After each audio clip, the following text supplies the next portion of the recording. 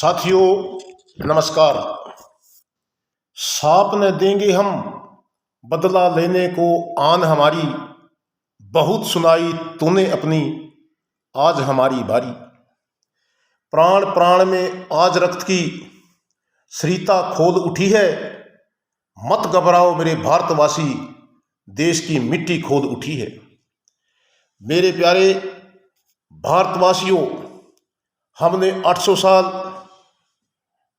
मुगलों की गुलामी व अत्याचार झेले हैं और तकरीबन 200 साल अंग्रेजों की गुलामी व अत्याचार झेले हैं।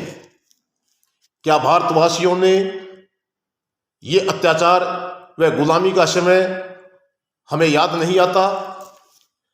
हम अपनी बहन बेटियों की शादी दिन में करने की बजाय रात के अंधेरे में करते थे। कभी हमारी प्यारी सी अबला बेटी को वे अत्याचारी भूखे भेड़िए अपनी हवस का शिकार ना बना ले। लेकिन ये सब किस लिए था? ये सब हिंदुओं की फूट का कारण था। ये तो जीता जागता उदाहरण है। एक रियासत पर आक्रमण करके उस रियासत को अपने अधीन कर दिया जाता था और दूसरी रियासत के राजा तमाशा देखते थे। तमाशा देखने वालों को यह नहीं पता था कि एक दिन तुम्हारा भी नंबर आएगा। एक दिन पूर्व प्रधानमंत्री स्वर्गीय श्री अटल बिहारी वाजपेयी जी ने भरी संसद में कहा था कि पलासी की लड़ाई हो रही थी और जितने सैनिक युद्ध के अंदर भाग ले रहे थे उससे दुगने पब्लिक के लोग बाहर खड़े खड़े उनका तमाशा देख रहे थे।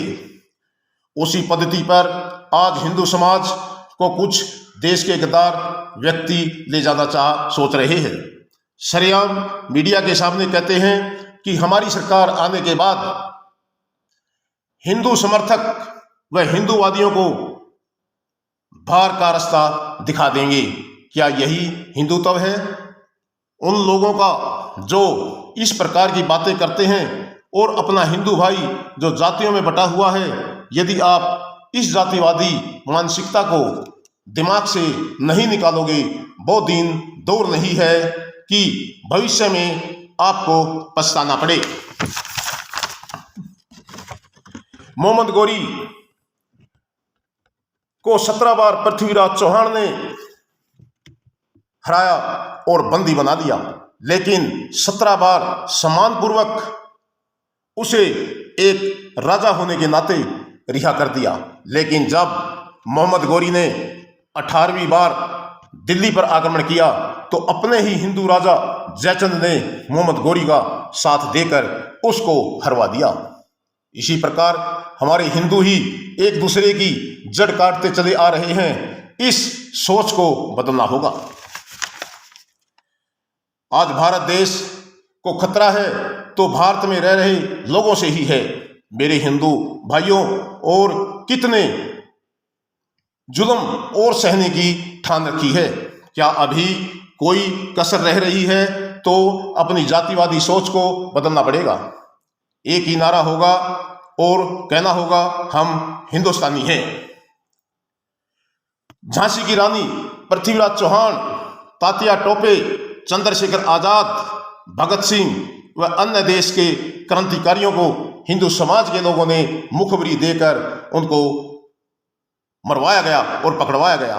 हिंदुओं, अपनी सोच बदलनी होगी, नहीं तो वही हाल होगा जो 800 साल और 200 साल तक रहा है। अंत में मैं आप लोगों को कुछ नहीं कहना चाहता, सिर्फ इतना कहना चाहता हूं कि आप ने अपनी जातिवादी सोच और राष्ट्रवादी सोच के प्रति ये कदम उठाना पड़ेगा, क्योंकि हम जब तक एक नहीं होंगे तो भारत देश उस मुकाम तक नहीं पहुंचेगा जिस मुकाम पर हमारे नेतागण पहुंचाना चाहते हैं और कुछ लोग देश के भी इस राष्ट्र को उस मुकाम तक पहुंचाना चाहते हैं जिसकी प्रधानमंत्री मोदी जी ने ठान रखी है। तो मैं आप सभी भाइयों से यही निवेदन करूंगा कि आप राष्ट्र की मुख्य धारा में शामिल होकर राष्ट्र कर्तव्य निष्ठा से राष्ट्र के उन्नति में साथ दें। जय हिंद, जय भारत।